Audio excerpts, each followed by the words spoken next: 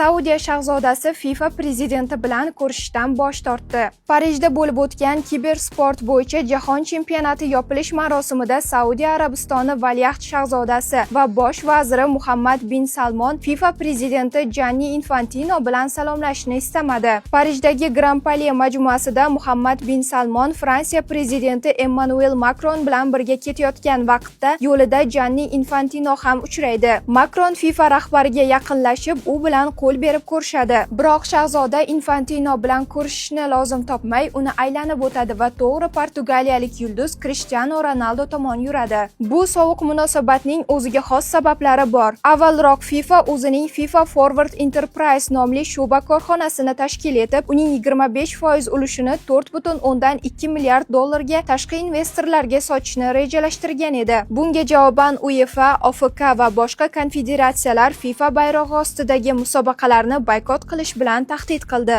Natijada FIFA ushbu qaroridan voz kechdi, ammo unga bo'layotgan bosimlar hali to'xtagani yo'q.